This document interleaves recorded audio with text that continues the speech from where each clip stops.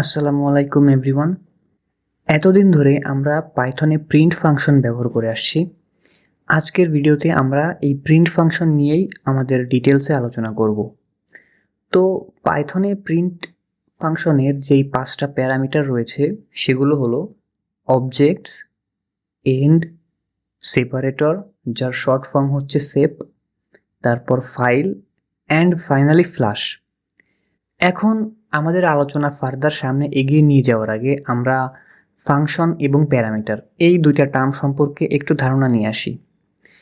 তো প্রথমেই আসি ফাংশনের কাছে। যদিও ফাংশন নিয়ে আমাদের সামনে আলাদা একটা ডেডিকেটেড ভিডিও থাকবে, তবু আমরা এই ভিডিওতে খুব সংক্ষেপে পাইথনের ফাংশন কি সেটা বোঝার চেষ্টা করি।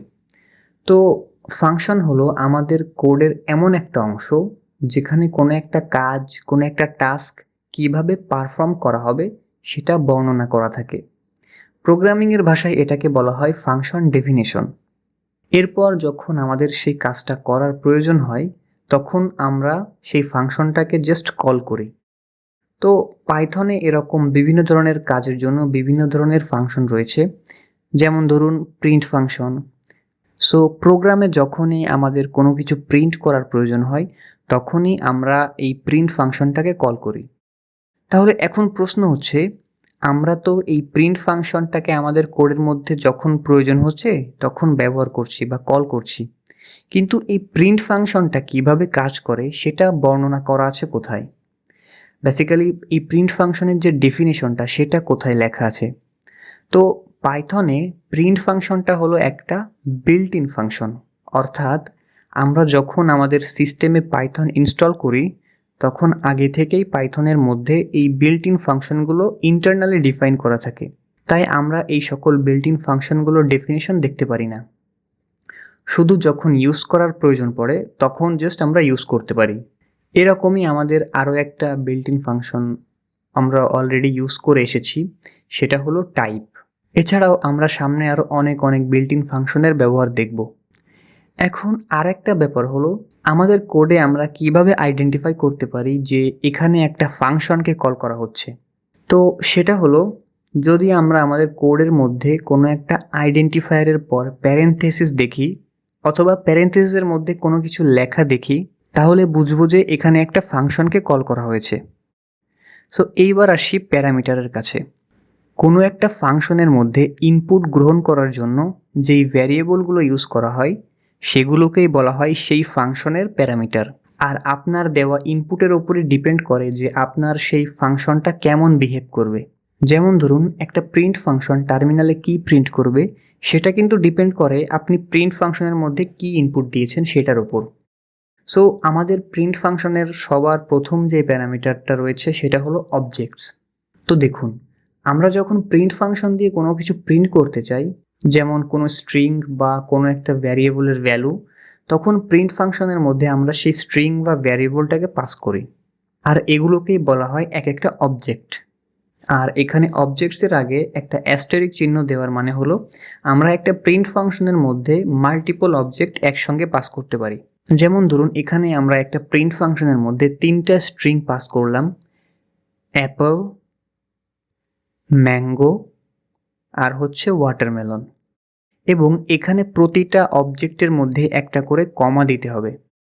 এরপর ধরুন আমাদের 3টা ভ্যারিয়েবল আছে এ, বি, সি, যাদের ভ্যালুগুলো ধরুন 10, ফলস এবং 7.3। আমরা চাইলে এই 3টা ভ্যারিয়েবলকে একটা প্রিন্ট ফাংশনের মধ্যেই প্রিন্ট করতে পারি। তো প্রিন্ট ফাংশনের মধ্যে আমরা অ্যাকচুয়াল যে ভ্যালুগুলো প্রিন্ট করতে চাচ্ছি সেগুলোকেই বলা হয় এর এক একটা অবজেক্ট। এইবার আসি আমরা আমাদের নেক্সট প্যারামিটার এন্ডের কাছে। তো এটা আমরা একটা এক্সাম্পল থেকে দেখে আসি। সো আমরা এখানে লিখলাম প্রিন্ট ফাংশনের মধ্যে আই অ্যাম রহিম, দেন আমরা নিচে আরও একটা প্রিন্ট ফাংশনের মধ্যে লিখলাম let's say I am 25 years old। তাহলে এখন যদি আমরা আমাদের এই প্রোগ্রামটাকে রান করি তাহলে আমরা যেই আউটপুটটা পাবো সেটা যদি একটু খেয়াল করেন আপনারা, সো এখানে দেখবেন যে এখানে সবার প্রথম লাইনে প্রিন্ট হয়েছে আই অ্যাম রহিম এবং সেকেন্ড লাইনে প্রিন্ট হয়েছে আই অ্যাম 25 ইয়ার্স ওল্ড। এখন কথা হচ্ছে যে আমরা যখনই প্রিন্ট ফাংশন, দুইটা প্রিন্ট ফাংশন ইউজ করি পরপর, তাহলে এখানে আই অ্যাম রহিমের ওপর যে নেক্সট যে লাইনটা আই অ্যাম 25 ইয়ার্স ওল্ড, এটা কেন নিচের লাইন থেকে লেখা শুরু হয়েছে, কেন এটা আই অ্যাম রহিমের পরে যে একই লাইন ওই লাইন থেকে কেন লেখা শুরু হয়নি? সো এইটা ডিপেন্ড করে আমাদের এই পাইথনের এন্ড প্যারামিটারের ওপর। বেসিক্যালি আমাদের পাইথনে প্রত্যেকটা প্রিন্ট ফাংশনে যখন কোনো একটা লেখা আমরা লিখি, তখন ওই লেখার সবার শেষে একটা ক্যারেক্টার অটোমেটিক্যালি অ্যাড হয়ে যায় এবং সেটা হচ্ছে যে এই এন্ডের মধ্যে যেই ক্যারেক্টারটা বাই ডিফল্ট থাকে সেটা। সো এখানে দেখুন, যেহেতু আমাদের আই অ্যাম রহিমের পর আই অ্যাম 25 ইয়ার্স ওল্ড এই লেখাটা আমাদের অটোমেটিক্যালি নিচের লাইনে শিফট হয়ে যাচ্ছে, তাহলে আমরা বুঝতেই পারছি যে এখানে আমাদের এন্ডের মধ্যে বাই ডিফল্ট থাকে হচ্ছে একটা নিউ লাইন ক্যারেক্টার বা নিউ লাইন এসকেপ সিকোয়েন্স, যেটা আমরা আমাদের প্রিভিয়াস কোনো একটা ভিডিওতে দেখে এসেছি। সো আমরা যদি এখানে এন্ড প্যারামিটারের ভ্যালু আমরা এক্সপ্লিসিটলি আমরা নিজ থেকে কোনো কিছু সেট না করে দিই, তাহলে এন্ডের মধ্যে বাই ডিফল্ট থাকে নিউ লাইন ক্যারেক্টার এবং সেই নিউ লাইন ক্যারেক্টারের কারণেই আমাদের যখন আমরা পরপর দুইটা প্রিন্ট ফাংশন লিখি, তখন প্রত্যেকটা প্রিন্ট ফাংশনে যেই লেখাটা আছে সেই লেখার লাস্টে একটা নিউ লাইন নিজে থেকেই অ্যাড হয়ে যায়। সো এখানে আপনারা দেখতে পাচ্ছেন, আমরা যদি এখন একটা কাজ করি, লেটস সে এখানে আমরা আমাদের যেই আই অ্যাম রহিম লেখা যেই প্রিন্ট ফাংশনটা, এই প্রিন্ট ফাংশনের মধ্যে আমাদের এন্ড প্যারামিটারের ভ্যালুটা আমরা নিজে থেকে সেট করে দিই একটা স্পেস। এবং এইবার যদি আমরা আমাদের কোডটা রান করি, তাহলে দেখবেন যে এইবার আমাদের এই যে আই অ্যাম 25 ইয়ার্স ওল্ড এই লেখাটা কিন্তু আর নিচের লাইনে প্রিন্ট হয়নি, এটা আই অ্যাম রহিম যে লাইনে সেই লাইনেই প্রিন্ট হয়েছে এবং আই অ্যাম রহিমের পর সবার লাস্টে একটা স্পেস অ্যাড হয়েছে। সো এই স্পেসটা কোথা থেকে অ্যাড হচ্ছে দেখুন, আমাদের স্ট্রিংয়ের মধ্যে কিন্তু আমাদের যে আই অ্যাম রহিম এরপর যে ফুল স্টপটা রয়েছে এরপর কিন্তু কোনো স্পেস নেই, বাট এই স্পেসটা আসছে হচ্ছে আমাদের যে এন্ড প্যারামিটার, ওই এন্ড প্যারামিটার থেকে। সো এন্ড প্যারামিটার হচ্ছে বেসিক্যালি আমাদের যে লেখাটা বা স্ট্রিংটা, পুরো স্ট্রিংটার সবার লাস্টে একটা ক্যারেক্টার অ্যাড করে এবং এটা হচ্ছে আমাদের এন্ড প্যারামিটার। আমরা যদি এখানে এন্ড প্যারামিটারের মধ্যে একটা হ্যাশ চিহ্ন দিই এবং এটা রান করি, তাহলে আপনারা আরও ক্লিয়ারলি বুঝতে পারবেন যে দেখুন আই অ্যাম রহিমের পর একটা হ্যাশ চিহ্ন ইউজ হয়েছে এখানে এবং তারপর আমাদের আই অ্যাম 25 ইয়ার্স ওল্ড এই লাইনটা প্রিন্ট হয়েছে। আমরা যদি এখানে আই অ্যাম 25 ইয়ার্স ওল্ড এই লেখাটায় একটা এন্ড প্যারামিটার দিয়ে দিই, লেটস এখানে আমরা 3টা স্টার দিয়ে দিলাম, তাহলে দেখবেন আমাদের যে আই অ্যাম 25 ইয়ার্স ওল্ড এর পরে লাস্টে আমাদের 3টা স্টার অ্যাড হয়েছে। সো আমরা এখানে আমাদের এই এন্ড প্যারামিটারটা ইউজ করে আমরা ডিসাইড করতে পারি যে আমাদের কোন একটা প্রিন্ট ফাংশনের লাস্টে কী ক্যারেক্টার বা কোন ধরনের ক্যারেক্টার অ্যাড হবে। এইবার আসি আমরা আমাদের নেক্সট যেই প্যারামিটার সেপারেটর, সেই সেপারেটরের কাছে। সো এখানে দেখুন, প্রথমে আমরা একটা কাজ করি, সেটা হচ্ছে যে আমরা এখানে একটা প্রিন্ট ফাংশনের মধ্যে 3টা স্ট্রিং লিখে নিলাম। ফার্স্টে apple, then mango and then watermelon. তাহলে আমরা যদি কোডটা রান করি, তাহলে আপনারা দেখতে পাবেন যে এখানে প্রত্যেকটা স্ট্রিং অ্যাপল, ম্যাঙ্গো এবং ওয়াটারমেলন এই প্রত্যেকটা স্ট্রিংয়ের মধ্যে একটা করে স্পেস অ্যাড হয়েছে। সো আপনারা যদি দেখেন তাহলে এই স্ট্রিংগুলোর মধ্যে কিন্তু আমি কোনো স্পেস, মধ্যে বলতে অ্যাপলের শেষে, ম্যাঙ্গোর শেষে বা ওয়াটারমেলনের শেষে আমি কিন্তু কোনো স্পেস অ্যাড করিনি। তাহলে এখানে স্পেসগুলো কোথা থেকে আসছে? আমাদের প্রিভিয়াস যে প্যারামিটারটা সম্পর্কে আমরা জেনেছি এন্ড, সেখানে তো আমাদের একটা স্ট্রিংয়ের লাস্টে শুধুমাত্র এন্ড যেই ক্যারেক্টারটা থাকে সেটা অ্যাড হয়। সো আমাদের এখানে লাস্ট মানে পুরো স্ট্রিংটা যদি প্রিন্ট করি, তাহলে লাস্ট যেটা ওয়াটারমেলন, সেই ওয়াটারমেলনের পর একটা নিউ লাইন ক্যারেক্টার অ্যাড হচ্ছে এবং যেহেতু আমাদের সেকেন্ড কোনো প্রিন্ট ফাংশন নেই, এই জন্য আমরা এখানে ওটা দেখতে পাচ্ছি না বা এটা অবজার্ভ করতে পারছি না। বাট এখানে আমরা যখন মাল্টিপল অবজেক্ট পাস করি একটা প্রিন্ট ফাংশনের মধ্যে বা মাল্টিপল স্ট্রিং বা ভ্যারিয়েবল প্রিন্ট করা ট্রাই করি, সেগুলোকে আমরা কমা দিয়ে সেপারেট করে করে আমাদের প্রিন্ট ফাংশনের মধ্যে পাস করতে হয়। তাহলে এখানে কি হয়, প্রত্যেকটা ইন্ডিভিজুয়াল অবজেক্ট বা স্ট্রিংয়ের মধ্যে একটা করে স্পেস অ্যাড হচ্ছে। এটাকে যদি আমরা আরও স্পেসিফাই করে বলতে চাই, প্রত্যেকটা স্ট্রিংকে সেপারেট করছে হচ্ছে আমাদের একটা স্পেস। তাহলে এখানে প্রত্যেকটা অবজেক্টের মাঝে সেপারেটর হিসেবে কোন ক্যারেক্টারটা ইউজ হবে এটা যদি আমরা নিজে থেকে সেট করতে চাই, তাহলে আমরা এই সেপারেটর ফাংশন ইউজ করে সেটা ডিফাইন করে দিতে পারি। লেটস সে এখানে আমি চাচ্ছি যে প্রত্যেকটা স্ট্রিংয়ের মাঝে একটা করে হাইফেন প্রিন্ট হোক। তাহলে দেখুন আমাদের অ্যাপল, ম্যাঙ্গো এবং ওয়াটারমেলন এইটার প্রত্যেকটার মাঝে একটা করে ড্যাশ ইউজ হয়েছে বা হাইফেন ইউজ হয়েছে। সো আমরা যদি এক্সপ্লিসিটলি কোনো কিছু না সেট করে দিই সেপারেটরের ভ্যালু, তাহলে সেক্ষেত্রে আমাদের সেপারেটর হিসেবে একটা করে স্পেস ইউজ হয় বাই ডিফল্ট। এখানে আমরা আরও একটা প্র্যাকটিক্যাল এক্সাম্পল দেখাতে পারি সেপারেটরের। যেমন ধরুন আমরা লিখলাম হচ্ছে কারো একটা birth date, let's say day, প্রথমে হচ্ছে ডে, তারপরের পোর্শনটা হচ্ছে মান্থ অ্যান্ড তারপর হচ্ছে ইয়ার। তাহলে এখানে আমরা ফার্স্টে লিখলাম হচ্ছে ডে, দেন মান্থ, দেন ইয়ার, এবং আমরা জানি আমাদের ডেটের যেই স্ট্যান্ডার্ড ফরম্যাট সেখানে প্রত্যেকটা পার্টের মাঝে একটা করে স্ল্যাশ চিহ্ন ইউজ হয়। সো দেখুন আমরা এখানে দেখতে পাচ্ছি আমাদের আউটপুটটা 11/7/2003। ওকে, সো এই ছিল হচ্ছে আমাদের সেপারেটর প্যারামিটার। এইবার আসি আমাদের নেক্সট যেই প্যারামিটারটা, সেটা হলো ফাইল প্যারামিটারের কাছে। পাইথনে ফাইল প্যারামিটার হচ্ছে এটা ডিসাইড করে যে একটা প্রিন্ট ফাংশনের মধ্যে যে লেখাটা রয়েছে সেই লেখাটা কোথায় প্রিন্ট হবে বা আউটপুটটা কোথায় শো হবে। অন্য সকল প্যারামিটারের মতোই আমরা যদি আলাদাভাবে ফাইলের মধ্যে কোনো ভ্যালু সেট না করে দিই, তাহলে সেক্ষেত্রে এই প্রিন্ট ফাংশনের যে আউটপুটগুলো সেগুলো সাধারণত বাই ডিফল্ট আমাদের যে টার্মিনাল রয়েছে সেই টার্মিনালের মধ্যে শো হয়। কিন্তু আমরা চাইলে এটা নিজেদের সুবিধা মতো মডিফাই করতে পারি। যেমন ধরুন আমরা যদি চাই যে আমরা যেই প্রিন্ট ফাংশনের মধ্যে যত লেখা লিখছি সেগুলো টার্মিনালে প্রিন্ট না হয়ে একটা টেক্সট ফাইলের মধ্যে প্রিন্ট হোক, তাহলে তার জন্য আমরা প্রথমেই একটা টেক্সট ফাইল ক্রিয়েট করে নিই। এর নাম দিলাম হচ্ছে আমরা সাপোজ output.txt। এখন পাইথনে আমাদের এক্সটার্নাল কোনো ফাইলকে অ্যাক্সেস করতে হলে আমরা আমাদের ওপেন ফাংশনটা ইউজ করি। এখানে আমরা ফাংশনের মধ্যে প্রথমে আমাদের ফাইলের নামটা দিয়ে দিলাম, দেন আমরা কোন মোডে আমাদের এই ফাইলটাকে ওপেন করতে চাচ্ছি সেটা দিয়ে দিলাম। সো যেহেতু আমরা এই output.txt এই ফাইলটার মধ্যে কোনো কিছু রাইট করতে চাচ্ছি, সেই জন্য আমরা আমাদের এই ফাইলটাকে রাইট মোডে ওপেন করে নিলাম। সো এখানে রাইটের ফার্স্ট লেটার হচ্ছে ডাব্লু, এই জন্য আমরা এখানে ডাব্লু দিয়ে দিচ্ছি। এখন এই ওপেন ফাংশনটা আমাদেরকে একটা ফাইল অবজেক্ট রিটার্ন করবে, তো সেটাকে আমরা এফ নামে একটা ভেরিয়েবলের মধ্যে রিসিভ করে নিলাম।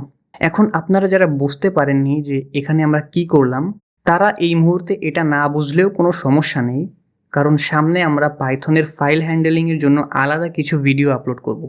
এখন আমার মেইন মোটিভ হলো আপনাদেরকে দেখানো যে একটা প্রিন্ট ফাংশনের আউটপুট সেটা আমরা চাইলে ফাইল প্যারামিটার ইউজ করে টার্মিনাল ছাড়াও অন্য একটা ফাইলের মধ্যে প্রিন্ট করতে পারি। তো এইবার আমরা আমাদের এই প্রিন্ট ফাংশনের মধ্যে লিখলাম হ্যালো পাইথন, দেন আমরা এখানে আমাদের যেই ফাইল প্যারামিটার সেটার ভ্যালু সেট করে দিলাম এফ, অ্যান্ড ফাইনালি ফাইলের কাজ শেষ হয়ে গেলে আমরা এই ফাইলটাকে ক্লোজ করে দিলাম। এখন দেখুন আমরা যদি আমাদের এই output.txtটা ওপেন করি, তাহলে দেখতে পারবেন যে এই ফাইলের মধ্যে বর্তমানে কোনো কিছু লেখা নেই, এটা একদম খালি অবস্থায় আছে। এখন যদি আমরা আমাদের এই প্রোগ্রামটাকে রান করি, তাহলে আপনারা দেখতে পাবেন আমাদের এই প্রিন্ট ফাংশনের মধ্যে যে লেখাটা রয়েছে সেই লেখাটা output.txt এই ফাইলের মধ্যে প্রিন্ট হয়ে গেছে। আরও একটা জিনিস আপনি যদি খেয়াল করেন তাহলে দেখবেন যে আমাদের যে টার্মিনালটা রয়েছে যেখানে সাধারণত আমাদের যেই প্রিন্ট ফাংশনের যেই আউটপুটগুলো বা লেখাগুলো সেটা প্রিন্ট হয়, এখন কিন্তু আমাদের এই প্রিন্ট ফাংশনের যে লেখাটা এটা কিন্তু এই টার্মিনালের মধ্যে আর প্রিন্ট হয়নি। কারণ হলো আমরা আমাদের এই প্রিন্ট ফাংশনটাকে ফাইল প্যারামিটারের মাধ্যমে বলে দিচ্ছি যে আমাদের যে আউটপুটটা সেটা যেন টার্মিনালে প্রিন্ট না হয়ে এই output.txt এই ফাইলের মধ্যে প্রিন্ট হয়। সো এইবার আসি আমাদের ফাইনাল প্যারামিটারের কাছে, সেটা হলো ফ্ল্যাশ। তো ফ্ল্যাশ প্যারামিটারে যাওয়ার আগে আমরা একটা টার্ম সম্পর্কে একটু ধারণা নিয়ে আসি, সেটা হলো বাফার। সো বাফার হলো আমাদের কম্পিউটারের একটা টেম্পোরারি মেমোরি।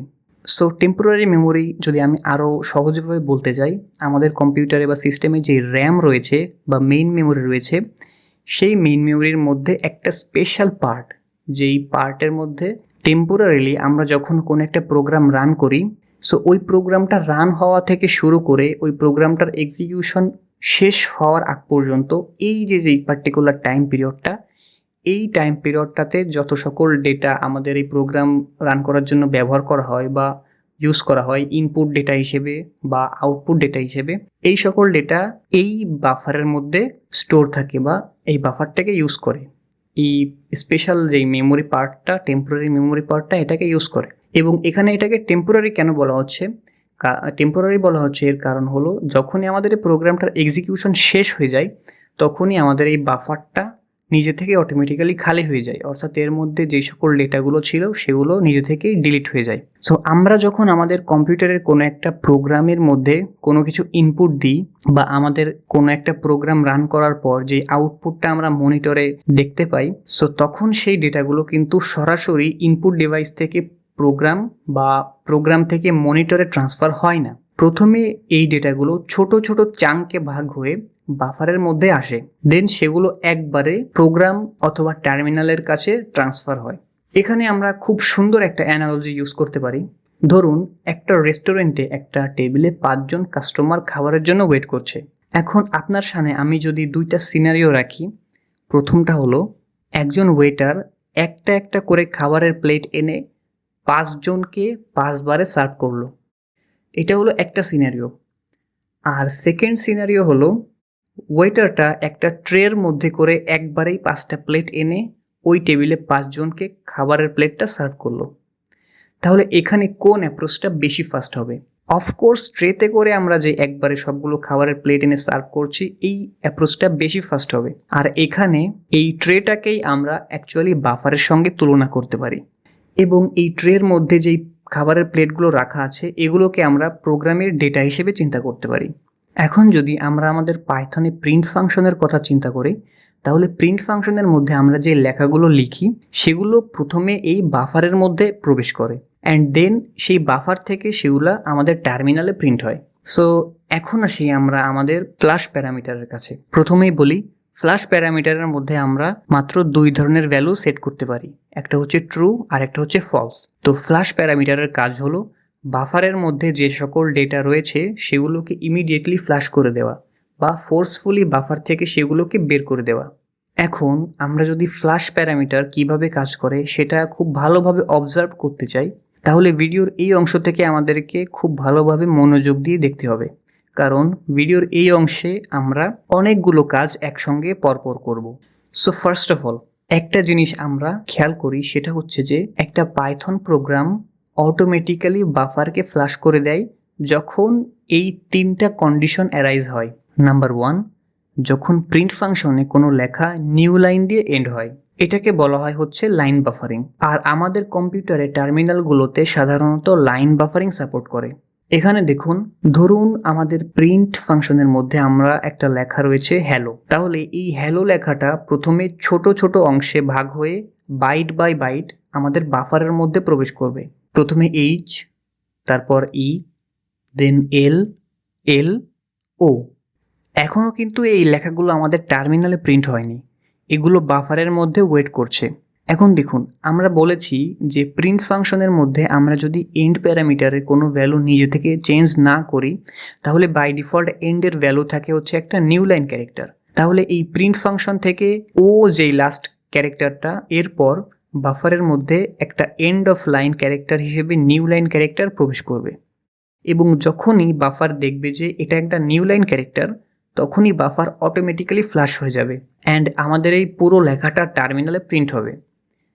সো এটা হলো বাফারের ফ্ল্যাশ হওয়ার একটা কন্ডিশন। এখানে আমরা ফ্ল্যাশ হওয়া যেই টার্মটা ইউজ করছি, অ্যাকচুয়ালি বাফার যখন ফ্ল্যাশ হয়ে যায় তখন কি হয়?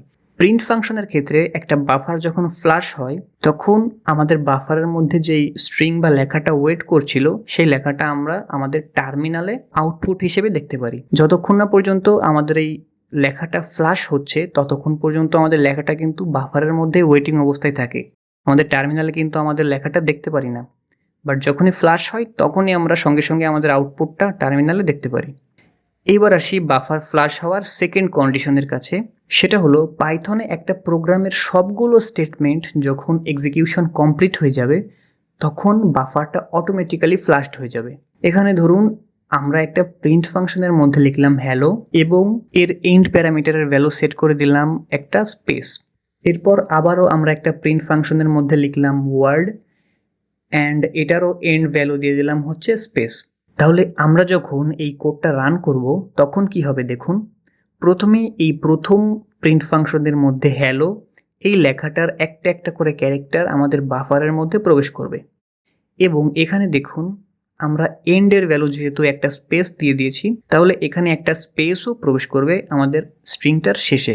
এখন কিন্তু আমাদের এই হ্যালো লেখাটা বাফারের মধ্যেই ওয়েট করবে, কারণ প্রিন্ট ফাংশনের মধ্যে হ্যালো এই টেক্সটটা নিউ লাইন দিয়ে শেষ হয়নি, বরং এখানে একটা স্পেস দিয়ে শেষ হয়েছে। এরপর আসবে আমাদের সেকেন্ড প্রিন্ট ফাংশনের কাছে এবং এর লেখাগুলো একটা একটা করে বাফারের মধ্যে প্রবেশ করবে এবং লাস্টে একটা স্পেস আমাদের বাফারের মধ্যে প্রবেশ করবে। এবার দেখুন আমাদের এই প্রোগ্রামে আর কোনো স্টেটমেন্ট নেই, সবগুলো স্টেটমেন্টের এক্সিকিউশন এখানে কমপ্লিট হয়ে গেছে। এখন আমাদের বাফারটা অটোমেটিক্যালি ফ্লাশড হয়ে যাবে এবং সবটুকু লেখা আমরা আমাদের টার্মিনালে একবারে দেখতে পাবো। তো আমরা যদি আমাদের এই প্রোগ্রামটা রান করি তাহলে আসলে বাফারের মধ্যে লেখাগুলা ওয়েট করার যে বিষয়টা সেটা আমরা ক্লিয়ারলি অবজার্ভ করতে পারবো না। এর কারণ হলো আমাদের কম্পিউটার বা সিস্টেম খুবই ফাস্ট, চোখের পলকেই এই সব কিছু এক্সিকিউট করে ফেলে। তাই আমরা এখানে একটা কাজ করব, সেটা হলো আমরা এখানে টাইম নামে একটা মডিউল ইম্পোর্ট করব এবং এই প্রথম প্রিন্ট ফাংশনের পরে আমরা টাইম মডিউলের যে স্লিপ ফাংশনটা রয়েছে সেটাকে কল করব এবং এখানে স্লিপ ফাংশনের মধ্যে আমরা পাস করে দিলাম 3। সো এখানে মডিউল কি তারপর ইম্পোর্ট কি এগুলো নিয়ে আমরা এখন চিন্তা না করি, এগুলো সব আমরা সামনে আস্তে আস্তে দেখব। আমরা জাস্ট এখানে এটুকু জেনে রাখি যে এই স্লিপ ফাংশনটা অ্যাকচুয়ালি কি কাজ করে। এটা হলো আমাদের এই প্রোগ্রামের এক্সিকিউশনটাকে 3 সেকেন্ডের জন্য ফ্রিজ করে দেবে। এখানে যদি আমরা 2 পাস করি তাহলে 2 সেকেন্ড, যদি আমরা 3 পাস করি তাহলে 3 সেকেন্ড। তো এখন যদি আমরা আমাদের প্রোগ্রামটা রান করি তাহলে আপনি দেখবেন যে এই প্রথম প্রিন্ট ফাংশনের মধ্যে যে হ্যালো লেখাটা সেটা ইমিডিয়েটলি প্রিন্ট হচ্ছে না, বরং এটা আমাদের যে বাফার রয়েছে সেই বাফারের মধ্যে ওয়েট করছে। এরপর আমাদের এই স্লিপ ফাংশনটা এক্সিকিউট হচ্ছে। সো এই পর্যায়ে এসে আমাদের এই প্রোগ্রামটা 3 সেকেন্ডের জন্য পজ হয়ে যাচ্ছে, অর্থাৎ ফ্রিজ হয়ে যাচ্ছে, সকল এক্সিকিউশন 3 সেকেন্ডের জন্য বন্ধ হয়ে যাচ্ছে। এরপর যখন 3 সেকেন্ড পর আমাদের এই প্রোগ্রামটা সেকেন্ড প্রিন্ট ফাংশনের কাছে আসছে তখন এই সেকেন্ড প্রিন্ট ফাংশনের ওয়ার্ড লেখাটা আমাদের বাফারের মধ্যে প্রবেশ করছে। এইবার যখন প্রোগ্রামের সবগুলো স্টেটমেন্টের এক্সিকিউশন কমপ্লিট হয়ে গেছে তখন বাফারটা অটোমেটিক্যালি ফ্লাশ হয়ে যাচ্ছে। সো এখানে যদি আমরা খেয়াল করি তাহলে দেখতে পাবো আমাদের এই প্রোগ্রামের মধ্যে কোথাও কিন্তু আমরা নিউ লাইন ক্যারেক্টার ইউজ করিনি, অর্থাৎ নিউ লাইন ক্যারেক্টারের জন্য কিন্তু আমাদের বাফারটা কোথাও ফ্ল্যাশ হচ্ছে না। তাহলে আমাদের এই বাফারটা ফ্ল্যাশ হচ্ছে আমাদের এই পুরো প্রোগ্রামের এক্সিকিউশনটা কমপ্লিট হয়ে যাওয়ার কারণে।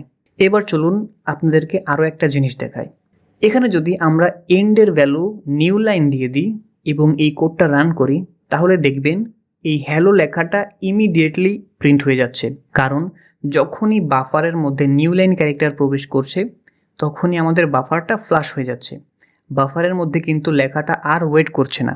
এরপর আসছে হচ্ছে আমাদের এই স্লিপ ফাংশনের কাছে এবং এই স্লিপ ফাংশনের কাছে যখন আমাদের প্রোগ্রামটা আসছে তখন আমাদের প্রোগ্রামটা আবারও 3 সেকেন্ডের জন্য ফ্রিজ হয়ে যাচ্ছে এবং 3 সেকেন্ড পর আমাদের এই ওয়ার্ড লেখাটা বাফার থেকে ফ্ল্যাশ হয়ে আমাদের টার্মিনালে আউটপুট হিসেবে প্রিন্ট হচ্ছে এবং এই ওয়ার্ড যে লেখাটা সেটা বাফার থেকে ফ্ল্যাশ হওয়ার জন্য দায়ী হচ্ছে আমাদের প্রোগ্রামের এক্সিকিউশন কমপ্লিট হওয়া, কারণ এই সেকেন্ড প্রিন্ট ফাংশনের মধ্যে কিন্তু আমরা কোথাও আমাদের যে এন্ড ক্যারেক্টারটা সেটা কিন্তু নিউ লাইন নেই। সো ফার্স্ট কন্ডিশনের জন্য আমাদের প্রথম প্রিন্ট ফাংশনটা ফ্ল্যাশ হচ্ছে এবং সেকেন্ড কন্ডিশনের জন্য আমাদের এই সেকেন্ড প্রিন্ট ফাংশনটা ফ্ল্যাশ হচ্ছে। ওকে, এইবার আসি আমরা আমাদের বাফার ফ্ল্যাশ হওয়ার যে থার্ড অ্যান্ড ফাইনাল কন্ডিশন সেটা হলো প্রিন্ট ফাংশনে ফ্ল্যাশ প্যারামিটারের ভ্যালু যদি ট্রু থাকে। সো আমরা ফ্ল্যাশ প্যারামিটারের ইউসেজটা দেখার জন্য আমরা এখানে আমাদের প্রথম প্রিন্ট ফাংশনের ইন্ট প্যারামিটারের ভ্যালুটা আবারও স্পেস দিয়ে দিচ্ছি। এখন যদি আমরা রান করি তাহলে আমাদের এই হ্যালো লেখাটা আবারও ইমিডিয়েটলি ফ্ল্যাশ না হয়ে বাফারের মধ্যেই 3 সেকেন্ড ওয়েট করে, দেন পুরো টেক্সট একবারে প্রিন্ট হয়। বাট এখানে এই প্রিন্ট ফাংশনের ফ্ল্যাশ প্যারামিটারের ভ্যালু যদি আমরা ট্রু সেট করে দিই এবং কোডটা রান করি তাহলে দেখবেন হ্যালো লেখাটা ফোর্সফুলি আমাদের বাফার থেকে ফ্ল্যাশ হয়ে যাচ্ছে। এটা কিন্তু বাফারের মধ্যে ওয়েট করছে না। এর কারণ হলো ফ্লাশ প্যারামিটারের ভ্যালু ট্রু সেট করা এই জন্য। তাহলে আমাদের একটা বাফার অটোমেটিক্যালি ফ্লাশ হওয়ার থার্ড কন্ডিশন হচ্ছে, অটোমেটিক্যালি বলতে এখানে আমরা ফ্লাশ প্যারামিটারটা ইউজ করে অ্যাকচুয়ালি নিজে থেকেই ফোর্সফুলি বাফারটাকে ফ্লাশ করে দিচ্ছি। সো এটা অটোমেটিক্যালি না, এই ক্ষেত্রে আমরা বলেই দিচ্ছি যে আমাদের বাফারটা যেন ফ্লাশ হয়ে যায়। তো এই ছিল হচ্ছে আমাদের যেই বাফার রিলেটেড যেই কনসেপ্ট সেটা, এবং ফ্লাশটা অ্যাকচুয়ালি আমাদের কিভাবে বাফারকে ফ্লাশ করতে সাহায্য করে সেই ব্যাপারে। সো আই হোপ আপনারা ফ্লাশ কিভাবে কাজ করে সেটা বুঝতে পেরেছেন। যদি বুঝতে না পারেন আপনারা ভিডিওটা আরও একবার খুব মনোযোগ দিয়ে দেখুন, আই হোপ আপনারা জিনিসটা বুঝতে পারবেন। সো এই ফ্লাশ প্যারামিটারটা আমরা সাধারণত ইউজ করি না, বাট সামনে যদি কখনো আপনারা এই ফ্লাশ প্যারামিটারটা দেখেন তখন যেন আপনাদের অ্যাটলিস্ট একটা ধারণা থাকে যে ফ্লাশ কি এবং এটা কিভাবে কাজ করে। আর আমি যদি প্র্যাকটিক্যালি বলি তাহলে পাইথনের ফ্লাশ, বাফার সিস্টেম এগুলো ডিফারেন্ট এনভায়রনমেন্ট, ডিফারেন্ট টার্মিনালের জন্য ভিন্ন ভিন্ন রকম বিহেভ করে।